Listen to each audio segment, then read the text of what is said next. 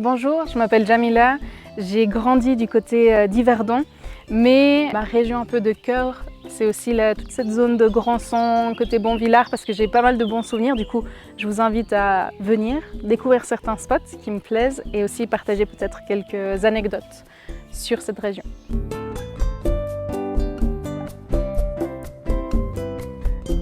Je pense que la première histoire que je voudrais vous partager, c'est pourquoi Grandson et pourquoi ça a tellement d'impact pour moi. C'est parce que, en fait, quand j'étais petite, mon papa m'a raconté une histoire qui s'était passée quand il avait 15 ans. À 15 ans, il a décidé de faire un voyage avec mon oncle, donc son frère, à travers toute la Suisse. Donc, point de départ, c'était la Suisse allemande. Et ensuite, ils ont voyagé cap sur la Suisse, n'importe où. Et au fil de leur voyage, ils sont arrivés sur la région de Grandson, Yverdon un peu plus loin. Et quand ils sont arrivés là, les deux, ils avaient vraiment la mâchoire qui est tombée. Ils se sont dit « Waouh, qu'est-ce que c'est le lieu ?» Avec un château médiéval, avec un lac et surtout des plages de sable. Et ça, vraiment, pour eux, c'était le summum. Ils se sont dit « Ce serait vraiment incroyable de un jour pouvoir vivre ici. » Mais après, c'était vraiment un rêve d'enfance. Donc, ils se sont dit on continue notre route, ils sont descendus direction Valais et ils ont fini leur boucle. Et bizarrement, quand j'étais à l'école, mon père il m'a dit bah voilà, la boucle est bouclée. Finalement, on vit ici dans la région que j'ai toujours rêvé et à chaque fois qu'on va à la plage et qu'on se baigne, il nous refaisait un petit rappel de cette histoire. Et c'est vraiment quelque chose qui du coup est resté en moi. Et pour moi, Grandson, c'est toujours une ville, quasiment une ville d'origine, alors que j'ai aucun lien avec Grandson. C'est simplement par cette histoire et ce tour-là. Donc c'est pour ça que je me suis dit, quitte à commencer une visite de la région du Nord vaudois, commencer par Grandson. Donc le château, il s'anime chaque début de mois d'août avec un festival médiéval où on peut vraiment plonger dans les traditions médiévales, manger du sanglier fait à la broche, vraiment dans le centre de ce château. Le tout entouré de gens qui revivent, rhabillent ou se revêtent de toutes ces tenues de l'époque. Et je pense qu'en grandissant, c'était toujours une tradition d'y aller et le fait de grandir et chaque été quasiment de manière assez cyclique, voir le festival, vivre le temps d'une nuit ou deux comme on pouvait le faire à la période médiévale. Il y a vraiment ça qui a marqué mon enfance. Mais, et surtout, cette petite place ici avec les magnifiques descentes, c'est l'occasion parfaite quand on est du côté d'Yverdon, mais nous on habitait vraiment du côté proche de la forêt, proche de Grandson. C'est venir ici, il y a beaucoup moins de monde, beaucoup moins de trafic. Du coup, on allait sur la petite pente avec des patins roulettes. C'est ultra dangereux par contre. Mais c'est ce qu'on faisait. Du coup, on montait, on faisait toutes ces descentes. On pouvait passer toute l'après-midi. On ne s'est jamais tué. La preuve, je suis encore vivante. Mais je ne sais pas si je le recommanderais à mes petits cousins. Mais en tout cas, c'était très, très rigolo à faire en tout cas. Voilà.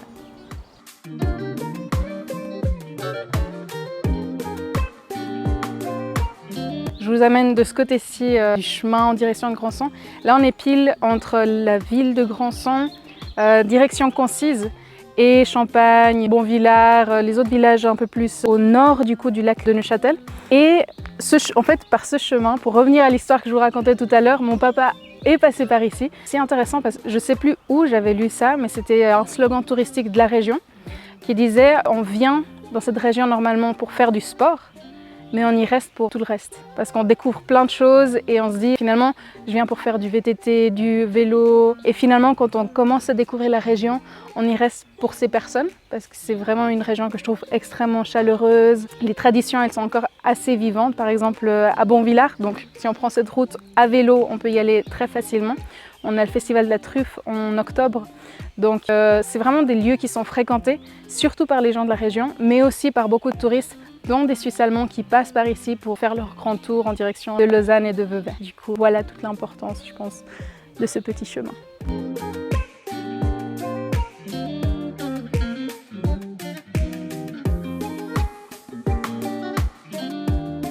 Je vous propose de venir faire une petite halte ici. Je trouve que même en hiver, ça peut paraître un peu désert parce que les seules activités, ce serait vraiment pouvoir se baigner. Mais ça se fait énormément. Le matin, des gens viennent se baigner.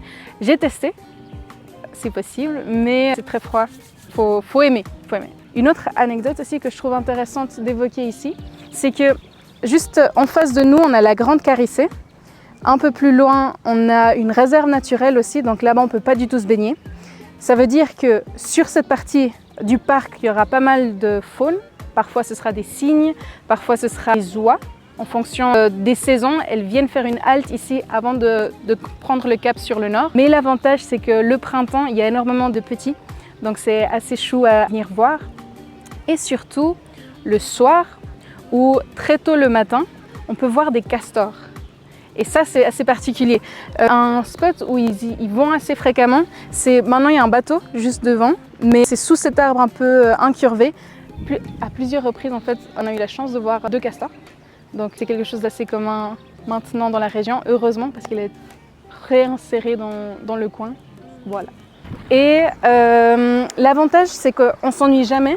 Le matin, quand on vient, la lumière du soleil, elle sort exactement derrière ces collines qu'on voit là-bas.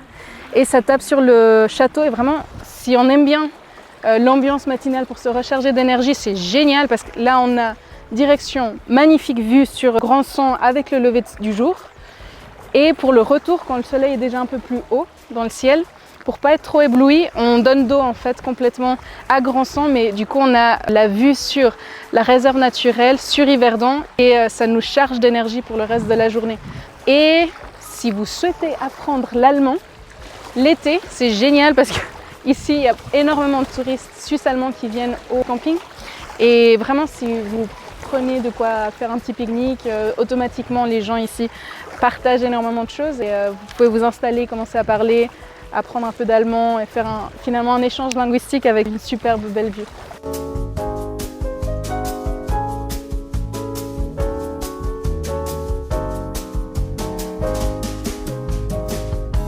Et du coup maintenant on est parti, on a quitté Grandson pour rejoindre Yverdon et je vous invite à venir à cette table au Botanique.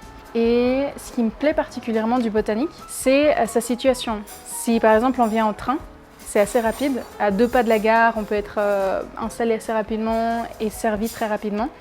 Et la nourriture est de très bonne qualité. Donc si on aime bien le bio, le local, manger sain, c'est le lieu où venir. Et sur le côté du restaurant, on a aussi quelques petites places qui sont à côté du canal. Ce qui est un très grand avantage parce que si on pense au côté un peu plus historique de la ville d'Yverdon, elle s'est bâtie sur plus de 6000 ans, sur plusieurs cordons littoraux. Moi j'aime bien plaisanter en disant que Rome a été construite sur 3 collines, Yverdon c'est 4 cordons littoraux. Et je suis très contente de remarquer que peu à peu, les canaux sont en train d'être colonisés avec des petites terrasses. Et je trouve qu'en été c'est très bienvenu de pouvoir s'installer à l'abri du soleil ou en plein soleil si c'est ce que vous aimez pour déguster des bons plats de bonne qualité et ça c'est une plus-value.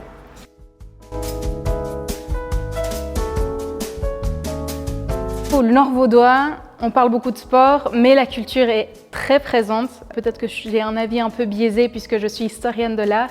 Et pour moi, si on doit voir des spots incontournables dans le Nord vaudois, il faut absolument passer par sa culture, par ce genre de lieux, donc le musée d'Yverdon et Région, et par la richesse de ces collections et surtout pour me poser des questions, d'où est-ce que ça vient, pourquoi est-ce qu'on serait en train d'exposer ce genre de choses, donc toutes ces questions, le pourquoi et le comment pour essayer de les comprendre, ça m'a mené gentiment dans mes études à me diriger vers l'histoire de l'art, à essayer de me familiariser avec ces périodes révolues. Donc pour moi, vraiment un incontournable pour comprendre sa région et sa propre histoire, c'est venir dans les musées et essayer de faire des liens entre ce qu'il a existé et notre propre histoire contemporaine. Rapidement passer à côté, on ne sait pas trop ce que c'est, mais c'est du coup une cartographie de toutes les étoiles et où elles se placent, rapportées du coup par Alzima.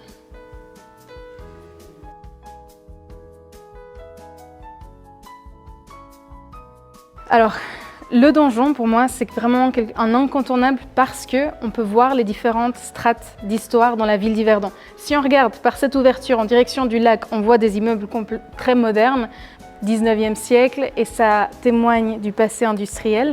L'image qu'on a vue avec ces travailleurs qui sortent des industries Hermès, Paillard, c'était justement juste en face. Et vraiment, chaque fenêtre dans ce donjon, c'est une ouverture vers une autre réalité, complètement différente d'autres périodes. Donc ça nous permet de nous plonger à travers chaque regard, à travers chaque ouverture, vers une autre page de l'histoire de la ville, mais pas seulement de la ville, aussi en tant qu'Yverdonois ou que Suisse.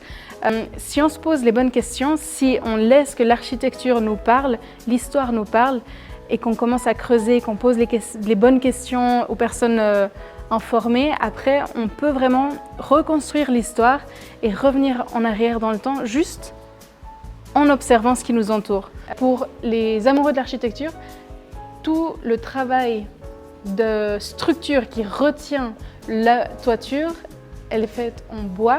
Le sol récemment restauré, mais ce qui peut être intéressant, c'est de comprendre comment est-ce que toutes ces poutres s'emboîtent les unes dans les autres, comment est-ce qu'elles fonctionnent pour que toute la structure puisse tenir. Donc, sortez les carnets de croquis, ça vaut le détour. Mais surtout, plus on descend dans le donjon, plus on peut voir aussi les systèmes de sécurité contre les incendies qui ont été mis en place sur ce donjon. Donc, on le verra en redescendant, mais à chaque palier, on a une structure de bois à la base et ensuite par-dessus, on y mettait du sable ou de la terre pour que si le bois ici et la toiture, donc les tuiles étaient en bois aussi, c'est plus le cas aujourd'hui, prenait feu, et ben le feu allait pouvoir consommer toute la partie supérieure, mais elle allait s'arrêter justement à ces différents paliers. Donc ça peut être aussi intéressant de creuser de ce côté-là. Si on vient au château d'Yverdon, un des incontournables forcément, c'est de passer, dire le bonjour à la momie du prêtre Néchou. Cette momie, c'est la seule momie suisse qui n'a pas été volée d'Égypte. Ça a vraiment été un don qui a été fait à Edwin Simon, qui était un enfant d'Yverdon et qui a trouvé en fait une opportunité de partager ce qu'il a pu découvrir en Égypte. Quand Edwin Simon rapporte cette momie, ça va être un gros événement à Yverdon. On va l'apporter, on la place à la place Pestalozzi, on la débandelle, donc on enlève les bandes, on l'observe. C'est de la fascination pour des civilisations qu'on ne connaît pas, et aussi c'est un moyen de découvrir un moment d'instruction, je pense, plutôt que de mise en scène.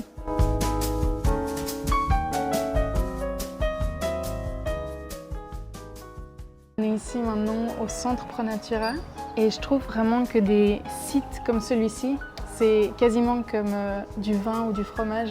Ça devient toujours mieux avec plus d'années, on y vient, plus d'années passent, plus ça s'améliore. C'est pas quelque chose qui va rester fixe.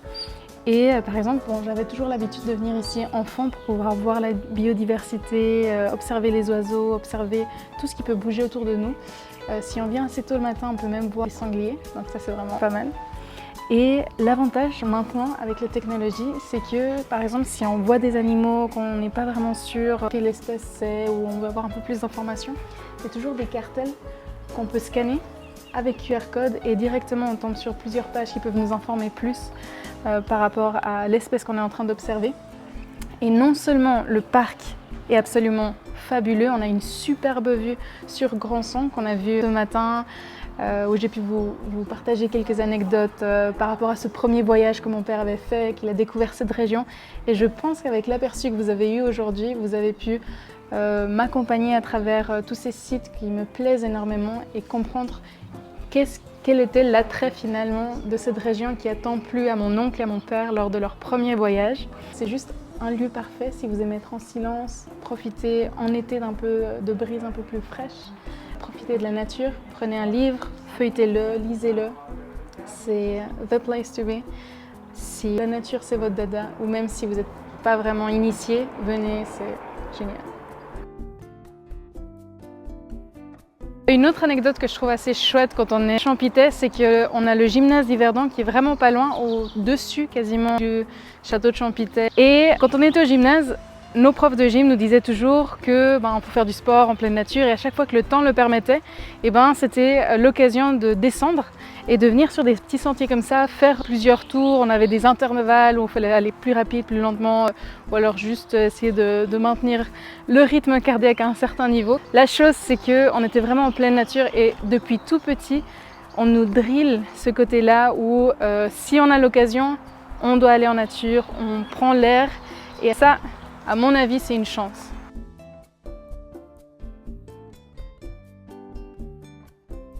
Du coup, maintenant, on est à l'abri du soleil à l'intérieur du château de Champitay. Il a été commandité par Frédéric Haldimand en 1788, donc c'est le début de la construction. Et je vous ai apporté dans cette salle particulièrement parce que justement, par rapport aux différentes demeures qu'on a dans la région, elle se distingue par une architecture complètement différente de ce qu'on peut trouver, notamment la rotonde. Donc certaines sources diraient que ce type d'architecture, ce serait le même qu'on retrouve à la Maison Blanche aux États-Unis. Donc au-delà de cette peut-être anecdote architecturale, venez à l'intérieur du château de Haldimand, du château de Champitay, après votre visite du Marais.